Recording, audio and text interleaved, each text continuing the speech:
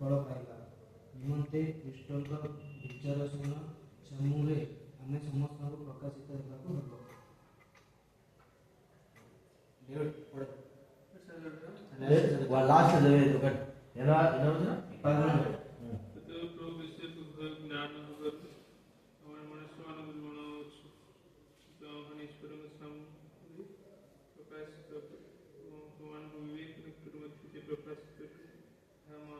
గట్టిదోరా అందరికి రమ్మండి నీటితో ఏమి గిట్టి గట్టి మాట్లాడతావే కానీ చదవమని చెప్పేది శబ్దం రావాలి ଆମ୍ଭେ ମନୁଷ୍ୟମାନଙ୍କୁ ମନାଉଛୁ କିନ୍ତୁ ଆମ୍ଭମାନେ ଈଶ୍ୱରଙ୍କ ସମ୍ମୁଖରେ ପ୍ରକାଶିତ ଅଟୁ ଏବଂ ତୁମମାନଙ୍କୁ ବିବେକ ନିକଟରେ ମଧ୍ୟ ଯିଏ ପ୍ରକାଶିତ ଅଟୁ అయిపోయిందా మమ్మల్ని మేమే మీ ఎదుట తిరిగి మెప్పించుకోవటం లేదు కానీ హృదయం నందు అతిశయపడక పైరూపమునందే అతిశయపడు వారికి ప్రత్యుత్తరం ఇచ్చుటకు మీకు ఆధారం కలుగవలనని మా విషయమే మీకు అతిశయ కారణం కలిగించుతున్నాము. అల్బోడు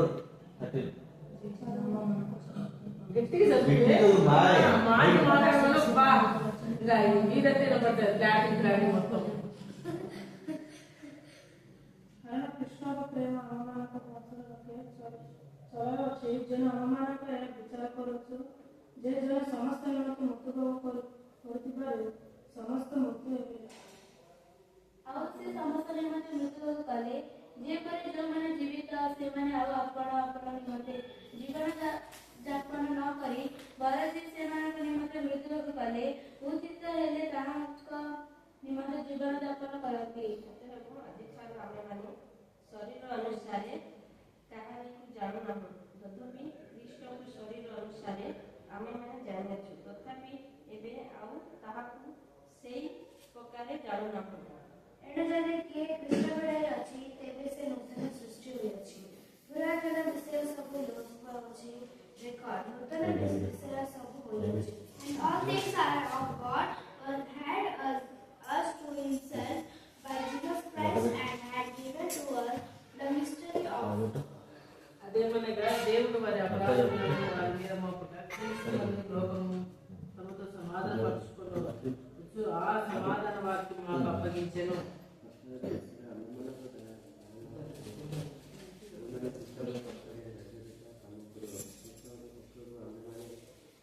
ఎన్నో పంతొమ్మిది చదువుబాయి ఆ పిల్ల లాస్యా 19 గట్టి చదవాలా లాస్యా వెరీ గుడ్.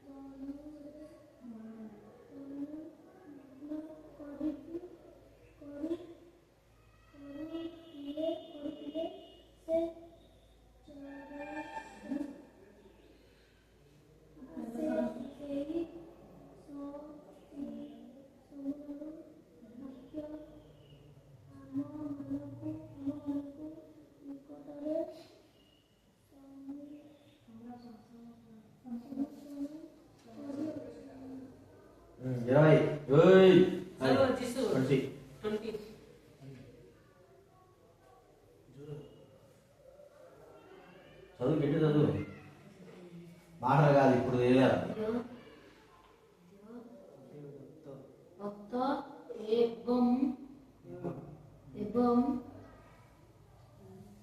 ଈଶ୍ୱର ଆମମାନଙ୍କ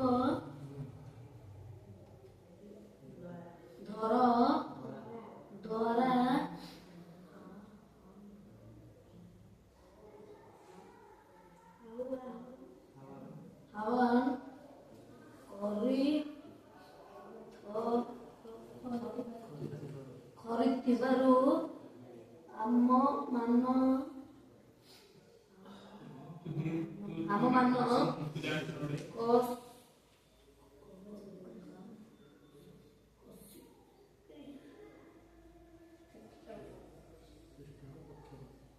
कृष्ण पक्षरे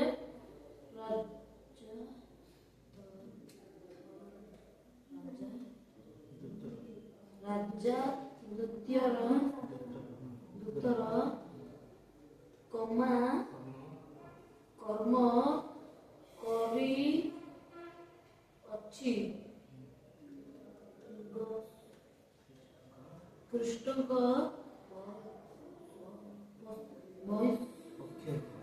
पक्षरु आममान निवेदन करुछि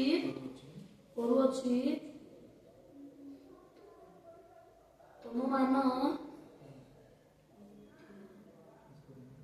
ईश्वरमर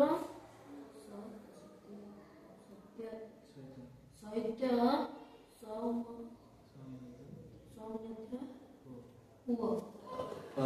లాస్ట్ 21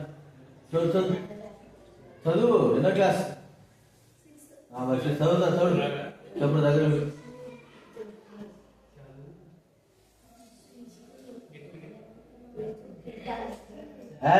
చదువు తప్పులే కానీ చెప్పు వచ్చిందే చెప్పు నీకు వచ్చింది చెప్పు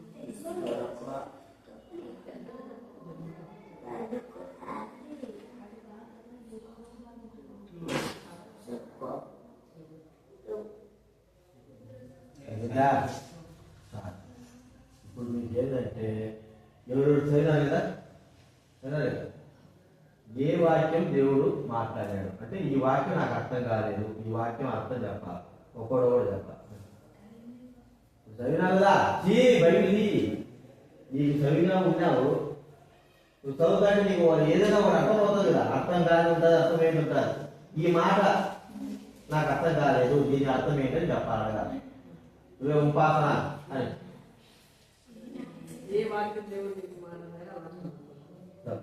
మాట్లాడాడు ఒకవేళ ఈ వాక్యం చదివితే నాకు అర్థం కాలేదు నేను అర్థం అని కూడా చెప్పాలి చెప్పండి నువ్వు ముందు చెప్పు ఊరికే చదవడం కాదు దానికి ఏం అర్థం కాలేదు నీకు అది అంతే ఒక మాట ఒకటి చెప్తాను దానికి మనం చెప్పుకున్నాం కానీ అలా త్వరగా చెప్పు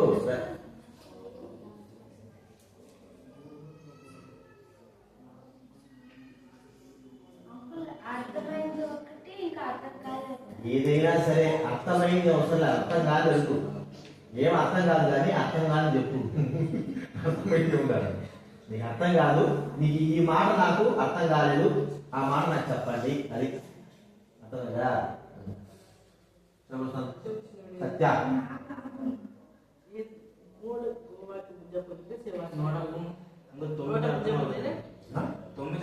తొమ్మిదా 9 చదువు. ମଦ ନିବାସୀ ହେଉ ଓ ବୟସ ହେଉ ତାହାଠାରୁ ନିକଟକୁ ସୂତ୍ର ପାଖ ହେବ ଆମେମାନେ ଏକତ୍ର ବାସ దేహమందులను దేహము విడిచినను ఆయనకి ఇష్టమై ఉండాలని మిగులు అపేక్షిస్తున్నాము. అంటే అర్థం ఏంటంటే బ్రతికినా చచ్చిపోయినా దేవుడికి ఇష్టంగా ఉండాలి. అర్థమైందా?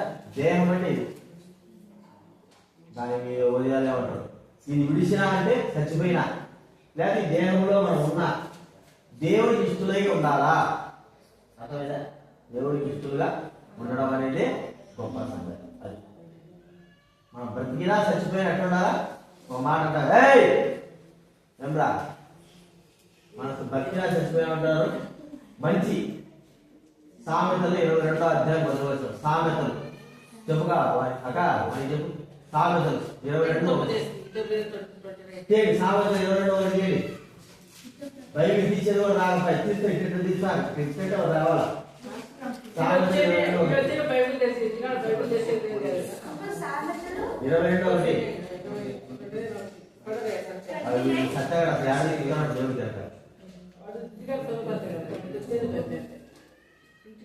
దేవుడికి ఏమో ప్రాణపోతారు కదా అంత వచ్చిపోయినట్టు భక్తులు వాడే చదవండి. సత్య 22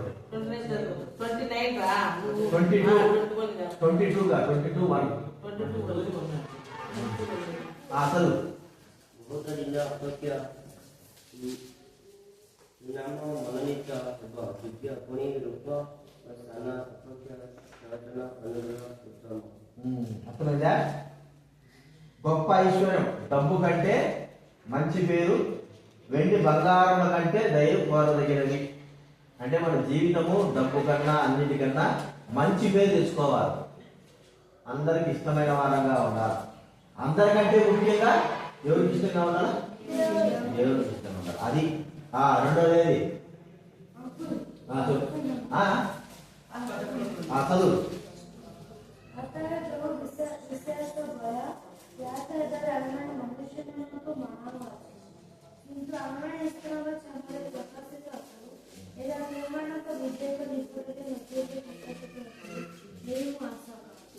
కావున మేము ప్రభు విషయమే భయం కలిగి మనుషులను ప్రేరేపించుతున్నాము. మేము దేవునికి ప్రత్యక్షపరచబడిన వారము, మీ మనస్సాక్షులు కూడా ప్రత్యక్షపరచి ఉన్నామని ప్రత్యక్షపరచబడి ఉన్నామని నమ్ముతున్నాము. మనుషులను ప్రేరేపణ అంటే ఏంటి? మంచికి. అర్థమైందా? దేవుని పని కొరకై మనము ఇతరులైన వారు ఏం చేయాలా? ప్రేరేపించాలి. దేవుని సేవ కొరకు, దేవుని పని కొరకు, ఆ దేవుని కొరకై మనము ప్రేరేపడబడాలి. అర్థమైందా? ఇప్పుడు ఈ పని చేయాలనుకో నువ్వేం చేయాలా? మన మొదటి రాజు ఉత్సవంలో ఏం చెప్పాడు మీ ఆయన? టమాటాలు ఎట్టాడు చెప్పాడో చదివాడు పరిగెత్తి మీ అమ్మ దగ్గరికి. అప్పుడు ఏం చేయాలా? దేవుడి పని 11 అయినా 10 అయినా అక్కువ చేస్తున్నారు కదా, వాళ్ళని అడిగి అట్లా రాక పని చేద్దాము, దేవుడి పని చేద్దామని అట్లా ప్రేరేపణ, ఒకరికొకరు ప్రేరేపణ చేసుకోవాలి. అర్థమైందా? మనగా చేయకపోతే అందరూ ఏదైనా సరే మనం ఇతరులు ప్రేరేపణ చేయాలి. వాళ్ళు దేవుడి సన్నిధికి నడిపించాలా, అలాగా ప్రేరేపణ కలిగి మనము అది దానికి అర్థం. అర్థమైందా? మనము దేవుడు పని చేయాలా, ఇతరులను కూడా ప్రేరేపణ చేసి తీసుకురావాలి. ఇంకా తర్వాత చెప్పు కళ్యాణ్ చెప్పు.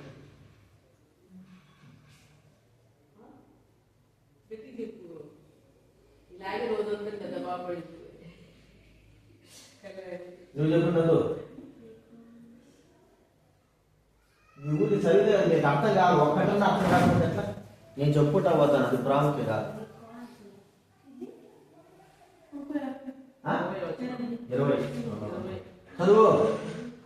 ఈశ్వర అమ్మల ద్వారా ఆహ్వానపడుతున్నారు ఆమె ఇష్టపत्र రాజభక్తులు కర్మ కొనవచ్చు ఇష్టపत्र అమ్మల వివేదన కొనవచ్చు తమ విశ్వాసాన్ని సంరక్షించవచ్చు. మా దేవుడు మా ద్వారా వేడుకునేటట్టు మేము క్రీస్తు రాయభారమై దేవునితో సమాధానపరుడని క్రీస్తు పక్షంగా మిమ్మల్ని బతిమాలుకొనుచున్నాము. అంటే మనం రాయబారంగా పెట్టాడు. దేవునికి మనుషులకి మధ్య యేసుక్రీస్తు ఎలాగైతే మధ్యవర్తిగా ఉన్నాడో, ప్రజలకి మనకు దేవునికి మధ్య మనం రాయబారం అంటే దేవునితో సమాధాన పడడానికి సువార్త చెప్పడానికి మనం పెట్టాడు. చెప్తున్నావా సువార్త ఒకరికైనా? అదే రాయబారం అంటారు. దేవుడి గురించి చెప్పడమే. మనకు తెలిసిన ఆ దేవుడి గురించి మనం ఇతరులకు చెప్పాలి. చిన్నగా ఒకసారి చెప్పడం, 2 సార్లు చెప్పడం, మరి వేరే వాళ్ళకి చెప్పాలి. ఒకరికైనా చిన్న మాట మన ఫ్రెండ్స్, మన ఇంట్లోకి వాళ్ళందరూ కూడా చెప్పడమే రాయబారి. ఇతరులు మన ప్రభువు గురించి చెప్పడం, అది మనం నేర్చుకోవాలి. అర్థమైందా? అలాగే అపోస్తలుడైన పౌలు వారు కూడా దేవుడు రాయబారు అనేకులకి దేవుడు వార్త చెప్తా వచ్చాడు. నువ్వు చెప్పాయి నువ్వే ఇంత రాజు అడుగుతున్నాడు, ఒక్క మాట చెప్పలేకపోతున్నావంటే ఏం చెప్పాలి? నీకు లాస్ట్ ఛాన్స్ ఇస్తాను, చూసుకో. వేరే నువ్వు చెప్పు.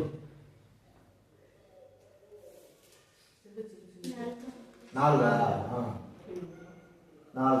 ఈ గుడారంలో మనము భారం మోసుకొని మూలుగుచున్నాము. ఇది తీసివేయవలని కాదు, కానీ మత్స్యమైన జీవం చేత మిగిలివేయబడినట్టు ఆ నివాసము దీనిపై ధరించుకొని పోతున్నాము. గుడారం అంటే ఏంటి? గుడారం అంటే ఏంటి? అయితే ఇక్కడ చెప్పిన గుడారం ఏంటి? మన శరీరం. అర్థమైందా? ఈ శరీరమే గుడారం. ఎవరికి గుడారం ఇది? దేవుడికి గుడారం. ఈ గుడారము మనము భారం మోసుకుంటున్నా. దేవుని యొక్క భారం, దేవుని యొక్క కార్యం.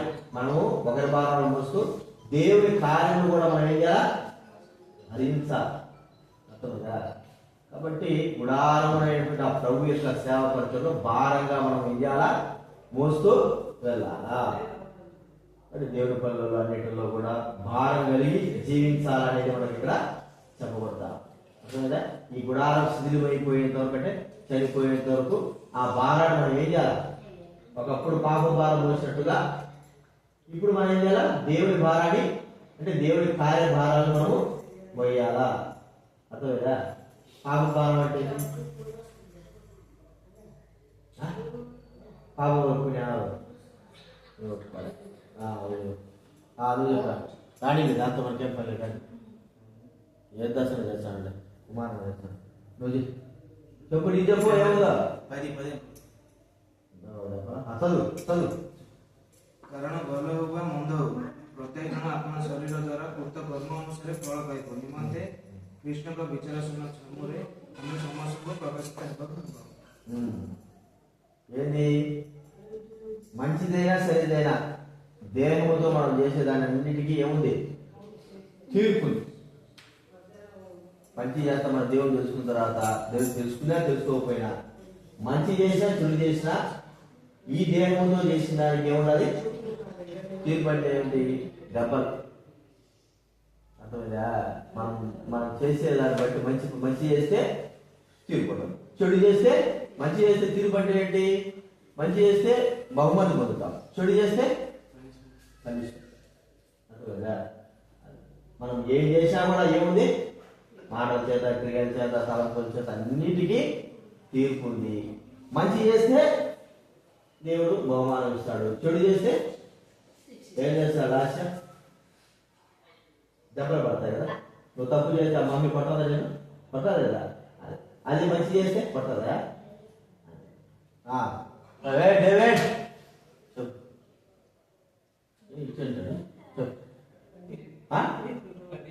చదువు. ସମସ୍ତଙ୍କ ନିମନ୍ତେ ମୃତ୍ୟୁକୁ କଲେ ଯେପରି ଯେଉଁମାନେ ଜୀବିତ ସେମାନେ ଆଉ ଆପଣା କରି ବରଂ ଯେ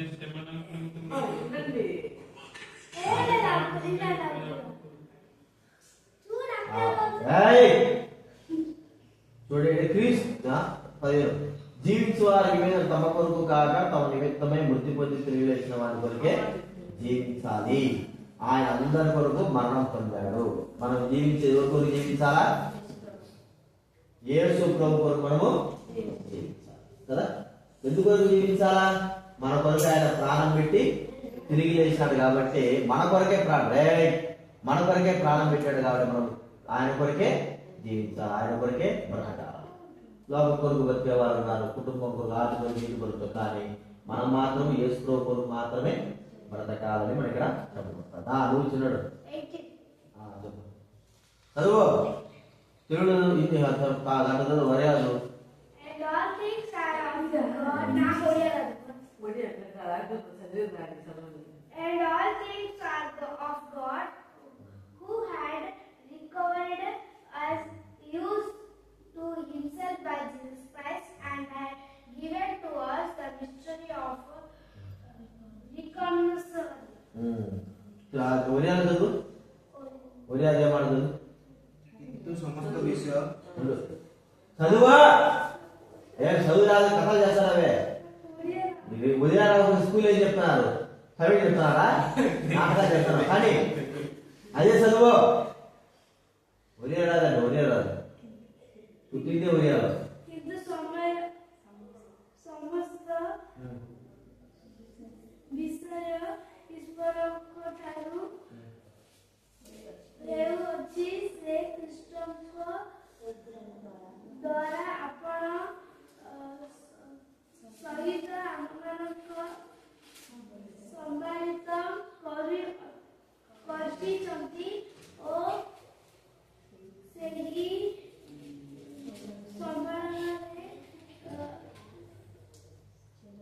ସେବକ ଆମମାନଙ୍କ ଦେଇଅଛି. రాజువే ఉదయ చదివితే ఫ్యాన్స్ పేరు ఖచ్చితంగా ఉదయ చదివిక ఆ పిల్ల మామూలు చదువుకున్న ఫ్యాన్ పేరు చదివిక. సరే, దానికి అర్థం ఏమిటంటే ఆయన మనల్ని క్రీస్తు ద్వారా తనతో సమాధానపరచను. నువ్వేం చెప్పకూడదు, చెప్పకండి కళ్యాణి. కళ్యాణి చదువు చదువు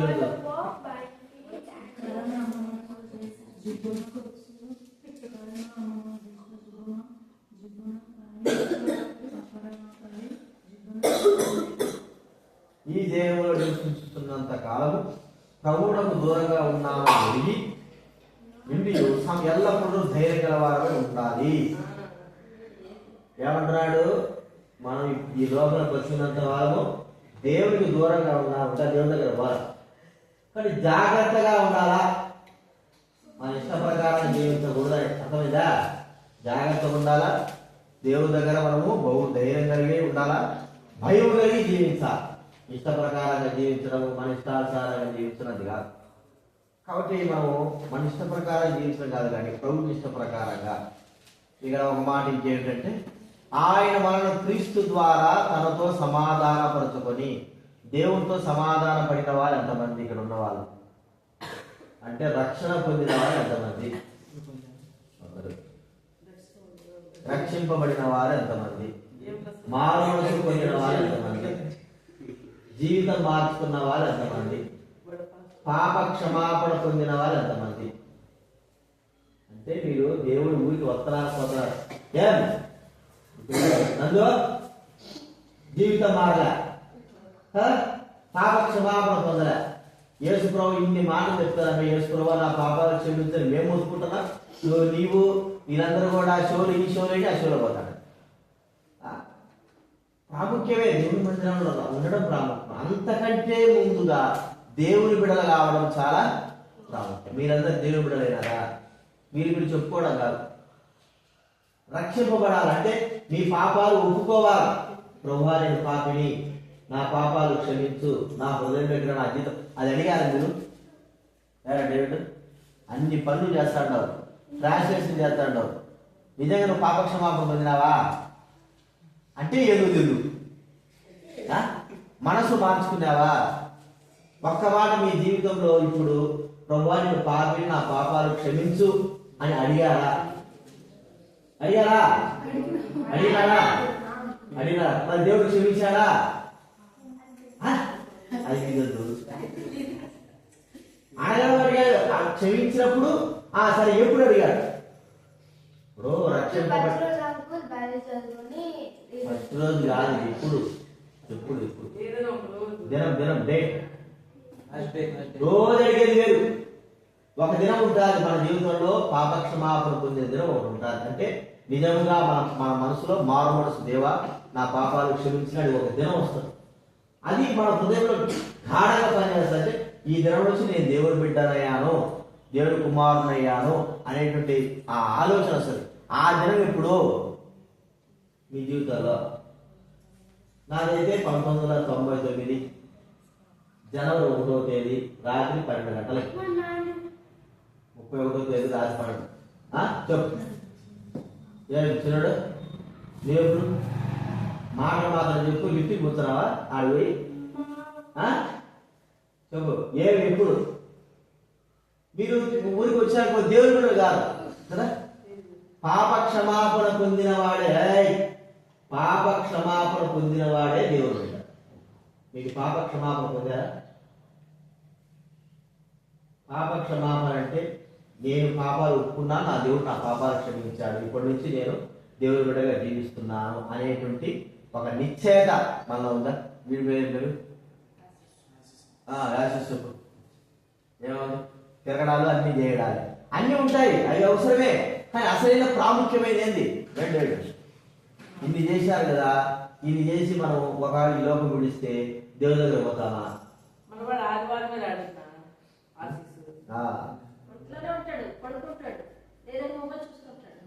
ఏం చేస్తాం? అట్లా అయిపోయింది మరి. కానీ నిజం నందో, నిజంగా పాప క్షమాపణ ఈ వయసులో, ఇంత వయసు వచ్చింది నీకు దేవుడి గురించి తెలుసుకొని నువ్వు ఉపాసన దేవుడి గురించి తెలుసుకొని పాప క్షమాపణ పొందావా, మారు పొందావా, జీవితం మార్చబడిందా, నీ జీవితంలో దేవుడిని చూపించావా, నీ హృదయంలో దేవుడు ఉన్నాడా? నువ్వు అడిగిన దానికే సమాధానం. ఆ పిల్ల అడిగినా హృదయంలో చోటించావా? మన హృదయంలో దేవుడు ఉన్నాడా? అదే మాట నన్ను అదే ప్రశ్న. అంటేగా నా హృదయంలో దేవుడు ఉన్నాడు, నా పాపాలు క్షమించాడు. అర్థమైందా? అలా అనుకున్నప్పుడు మనం బాప్తిస్మం సిద్ధపడతాం. అసలు ఆ మాట లేనప్పుడు, అసలు పాప క్షమాపణ లేనప్పుడు ఊరికి వస్తాక పోతాడు. దాని గురించి ఏమవసరం? ఇంతవరకు దేవుడు తెలుసుకోకపోతే, ఇంతవరకు పాప క్షమాపణ పొందకపోతే ఫలితం ఏంటి? జీవితం ఏంటి? చెప్పు. ఎవరు ఉన్నా కూడా అంత వ్యర్థమే. అయితే ప్రభు బిడ్డ కావాలి. ఎందరూ యేసు ప్రభువుని విశ్వాసం ఇచ్చినారు వారు దేవుని పిల్లలు. ఇప్పుడు మీరందరూ దేవుని పిల్లల, దయాలు పిల్లలా? దేవుని పిల్లలు అంటే పాప క్షమాపణ పొందినారా? పాప క్షమాపణ పొందినటువంటి దేవుడి బిడ్డ. పాప క్షమాపణ పొందకపోతే బైబిల్ ఏముంది చూడు. యోహాను సువార్త 8:44. యోహాను సువార్త 8:44 చదవండి. 8:44.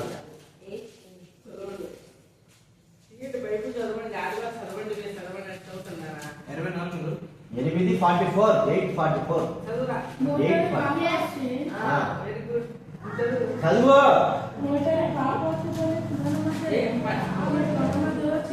అది కదండి, అంత అది కాదు. 8:44. ତମମାନେ ତମମାନଙ୍କର ପିତା ଶୈତାନଠାରୁ ଉତ୍ପନ୍ନ, ଆଉ ତମମାନଙ୍କ ପିତାର କାମନା ସାଧନ କରିବା ତମମାନଙ୍କର ଇଚ୍ଛା। ସେ ଆଦ୍ୟରୁ ନରଘାତକ ଓ ସେ ସତ୍ୟରେ ରହେ ନାହିଁ, କାରଣ ତା ପାଖରେ ସତ୍ୟ ଯେତେବେଳେ ସେ ମିଥ୍ୟା କହେ ସେତେବେଳେ ସେ ନିଜଠାରୁ କହେ, କାରଣ ସେ ମିଥ୍ୟାବାଦୀ ଓ ମିଥ୍ୟାବାଦୀର ପିତା।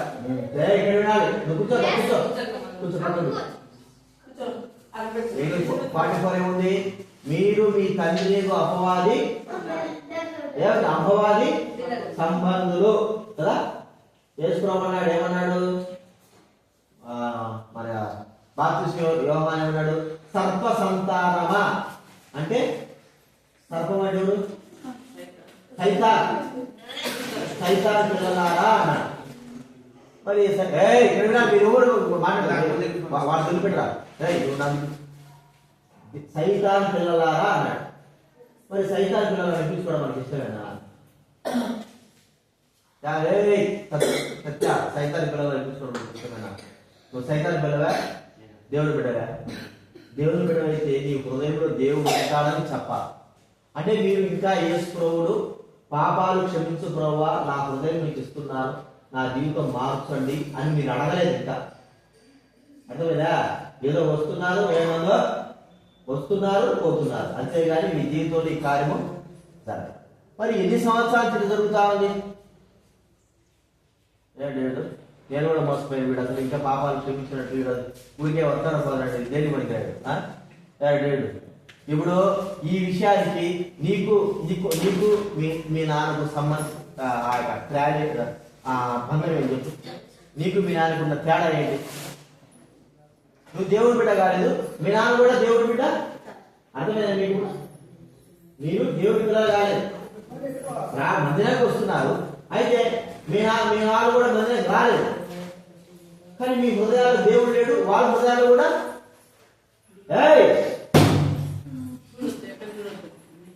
మీ హృదయాల్లో దేవుడు లేడు, వారి హృదయాల్లో కూడా ఎవరు లేరు. మరి మీకు వారికి సంబంధం ఏంటి? తేడా ఏంటి? తేడా ఏమి లేదు. అర్థమైందండి? ఇక్కడ చూడాలి, అస్సలు చూడద్దు. మీకు వారికి మనకు తేడా ఏమి లేదు. కాబట్టి సమయం చూడండి, చివరి దినాలు, ఈ సంవత్సరం చివరి దినాలకు వచ్చారు. ఇంకా నువ్వు దేవుని బిడ్డవు కాకపోతే రేపేం జరుగుతుందో మనకు లేదు. కొంచెం సంవత్సరం ఏం జరిగింది తెలుసా మీకు? 31st నైట్ ఏం జరిగింది? మీ నాన్న చేసినాడు, మీ తాత మీ అబ్బాయి చేసినాడు కదా. 31st నైట్ ఇక 1వ తేదీ కాలు పెడతాడు, 1వ తేదీ అయిపోతుంది అనుకుంటే కదా ఏమైపోయింది? అందుకే తెచ్చాడా? రేపు ఏం జరుగుతుందో తెలియదు. ఆయన అంటే దేవుడు నమ్ముకున్నాడు, మందిరానికి వెళ్తున్నాడు, జరిగిపోయింది. మీరు దేవుడు హృదయంలో చేసుకోకపోతే, మన జీవితంలో ఈ లోకంలో ఎప్పుడు వెళ్ళిపోతారో తెలియకపోతే మనం ఎలాగా? కాబట్టి ఈరోజు మీరు ఏం చేయాలా? చూడేమి అక్క మీ ఆంటీ అడుగుతా, అక్క మీరు రక్షింపబడింది దినం ఎప్పుడు చెప్పండి?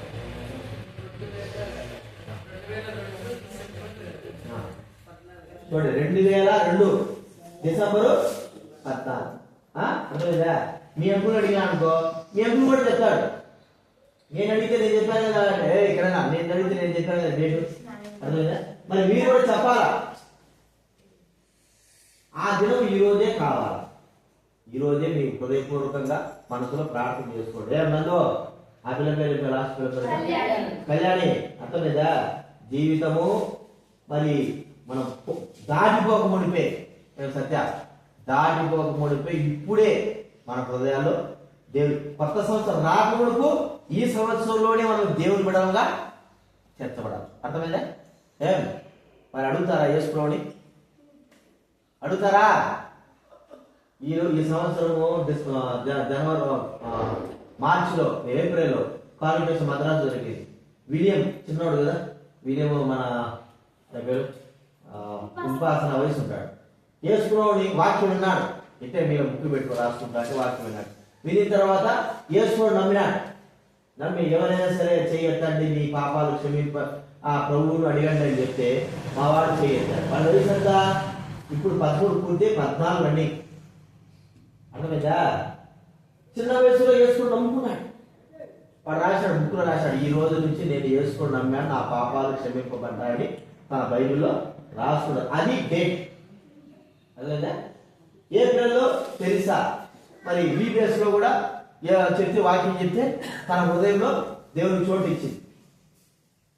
ఫిబ్రవరిలో కూడా VBS లో యూత్ క్యాంప్ లో మాట్లాడితే ఇంకా ఎన్ని రోజులు నువ్వు ఇలాగే ఉంటావు అని దేవుడు మాట్లాడితే తాను కూడా దేవుడు మరి డేట్ రాసుకుని ఈ రోజు నుంచి నా హృదయంలో దేవుడు చోటు ఇచ్చాను, నా పాపాలు ప్రభు దగ్గర అడిగాను, క్షమించాడు, నేను నమ్ముతున్నాను అని ఆమె రాసుకున్నది. ఆ సమయం మీకు కావాలి. అర్థమైందా? ఆ సమయం మీరు ఏం చేయాలా? ఆ సమయం ఎప్పుడు వస్తుంది? ఎప్పుడు? బైబిల్ ఏం చెప్తాంది? ఎప్పుడు అంటే బైబిల్ చెప్పేది ఎప్పుడు? ఏమన్నా ఎప్పుడంటే మనం ఎప్పుడంటే బైబిల్ ఏం సమాధానం చెప్తాను? ఏం లేదు, ఇప్పుడు అంటాను. అర్థమైందా? నువ్వు ఎప్పుడో అంటే బైబిల్ ఏం చెప్తాంది? ఇప్పుడే రక్షణ దినము. అదొకటి 2 కొరింథీ 6వ అధ్యాయం. 2 కొరింథీ 6వ అధ్యాయం 2వ వచనం. 2 కొరింథీ 6వ అధ్యాయం 2వ వచనం చదువునండి.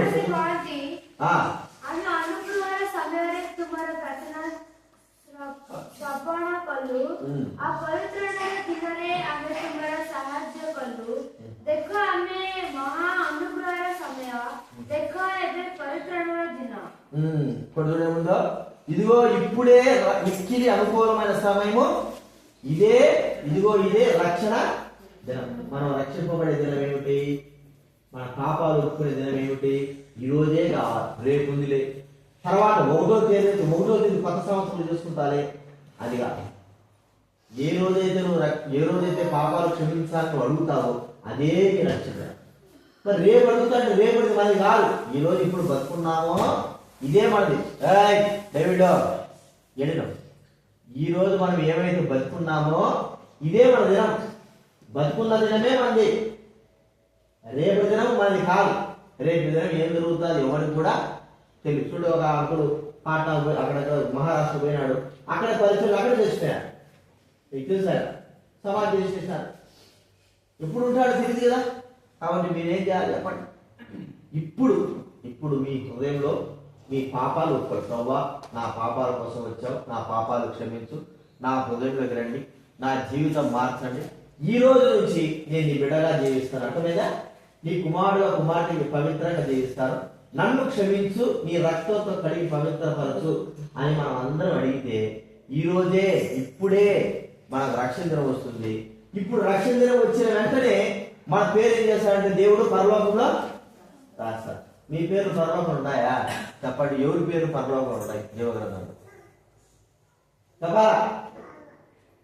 ఉండాలి నీ పేరు చెప్పు. ఎవరైతే పరలోకం జీవగ్రంథంలో పేరు వారు చేస్తారు అంటే మీ పేర్లేమి ఒకటి ముగ్గురు మీ పేర్లేమి. మరి జీవగ్రంథంలో లేకపోతే మనం మనిషి ఎక్కడ వెళ్తాము? ఎక్కడ వెళ్తాం? ఉపాసన నరకానికి వెళ్తావు కదా. నువ్వు నరకానికి వెళ్తావా? పోవా? మరి నీ పేరు లేదుగా, ఎక్కడికి పోతావు? మీ నాన్న వస్తాడు, మీ నాన్న చెప్పు. ఖచ్చితంగా నరకానికి పోతావు. నీ పేరు రాయబడాలంటే నువ్వు నీ పాపాలు ఒప్పుకోవాలి. పాపాలు ఎప్పుడైతే ఒప్పుకుంటావో వెంటనే నీ పేరు రిజిస్టర్, జీవ గ్రంథం రిజిస్టర్ లో నందు ఇప్పుడు పాపాలు ఒప్పుకున్నది, దేవుని బిడ్డగా చేర్చబడింది, నా దగ్గర పాపాలు ఒప్పుకుంది, నందు అని పేరు రాశాడు. నీ పేరు కూడా నువ్వు ఒప్పుకుంటే నీ పేరు రాశాడు. ఈ చిన్నపిల్ల ఒప్పుకుంటే చిన్నపిల్ల మేరీ పేరు రాశాడు. ఈడు ఒప్పుకునేందుకు ఈడి పేరు రాశాడు. రాయకపోతే రాయడు, ఒప్పుకోకపోతే. సత్య ఒప్పుకుంటే సత్య పేరు కూడా రాస్తాడు. మరి మీ పేరు జీవగ్రంథంలో ఉండాలని కోరుకుంటున్నారా? ఏమి నందు వద్దా? నందు చెప్పు, కావాలా వద్దా? జీవగ్రంథంలో నీ పేరు రాయాలా వద్దా? మన పేరు రిజిస్టర్లో రాస్తేనే కదా మనకు చదువు ఉండేది. చదువు లేకపోతే మనం ఎంత చక్కగా చదువుకున్నా మన పేరు రిజిస్టర్ లేకపోతే మనకు ఉద్యోగాలు రావు, ఏమి రావు. నాకు అంత చదువు వచ్చు, అంత అన్ని భాషలు వచ్చు అనే కుదరదు. నీ పేరు ఎక్కడ ఉండాలా? ఈ లోకంలో మనకు బాగా చదువు వచ్చి అన్ని చేసినా మన పేరు రిజిస్టర్ లో మనకు సర్టిఫికేట్ అనేది లేకపోతే మనం ఎంత చదివినా కూడా అర్థమైనా. కాబట్టి ఈ లోకంలో ఇట్లా బతుకుతానే చేస్తా వస్తానే మన పేరు జీవగ్రంథంలో లేకపోతే అంతా వేస్ట్. అందుకే యేసుప్రభు అన్నాడు, మీ పేర్లు జీవగ్రంథంలో రాయబడినా సంతోషించండి అని ఇక్కడ యేసుప్రభు కూడా చెప్పాడు. అంటే జీవగ్రంథం ఉంది, దాంట్లో మన పేరు రాసుకోవాలా, రాయించుకోవాలంటే మార్గం ఏమిటి? మనం చెప్పుకోవాలి, ప్రభా ఇదిగో నా పాపాలు క్షమించావు, నా కోసం వచ్చావు, నన్ను క్షమించండి అని మనం అడిగితే అప్పుడు ఆయన మన పాపాలు క్షమించి మన పేరు ఏం చేస్తాడు? జీవగ్రంథంలో. అందరికి ఇష్టమైన మరి ఏం రాస్తా రాయించుకుంటావా? నీ పేరు రాయించుకోవడం ఏం చేయాలా? చెప్పు, ఏం చేయాలి? నీ పాపాలు ఒప్పుకోవాలి. ప్రభా నేను పాపిని, నా పాపాలు క్షమించు అని అంట. సరేగా డేవిడ్, ఊరికి ఎన్ని చేసినంత మాత్రం వ్యర్థం. దేవుని బిడ్డ కాకపోతే నీ జీవితం అంతా నష్టమే. డ్రైవింగ్ చేయి, ఇల్లు దుడుసు, మీ అందరూ కాలు నొప్పు, ఏమైంది? కానీ యేసు బిడ్డ కాకపోతే అంతా కూడా అర్థమైందా? యేసు బిడ్డ అయితే అన్ని కూడా లాభాలి. సరే ఇప్పుడు ప్రార్థన చేసుకుందాం. ప్రతి ఒక్కరు నిజంగా హృదయపూర్వకంగా దేవుని బిడ్డ కావాలి, నేను ఈ రోజు నుంచి నా పాపాలు ప్రభు దగ్గర అడుగుతాను, ఇప్పుడే అడుగుతాను అన్న వాళ్ళు ఒక్కరొకరు ప్రార్థన చేస్తారు. అక్కడ రాజుగా హృదయపూర్వక నిజంగా ప్రభు దగ్గర ప్రభువా నా పాపాలు క్షమించు, నా కొరకు వచ్చావు, నన్ను క్షమించు, నీ రక్తంతో కడిగి పవిత్రపరిచి నన్ను నీ కుమార్తెగా స్వీకరించు, ఈ దినం నుంచి నీ కొరకే, ఇప్పుడు నుంచి నీ కొరకే జీవిస్తా అని తీర్మానంతో ప్రార్థన చేయి. ఒక్కరొకరు చేయి.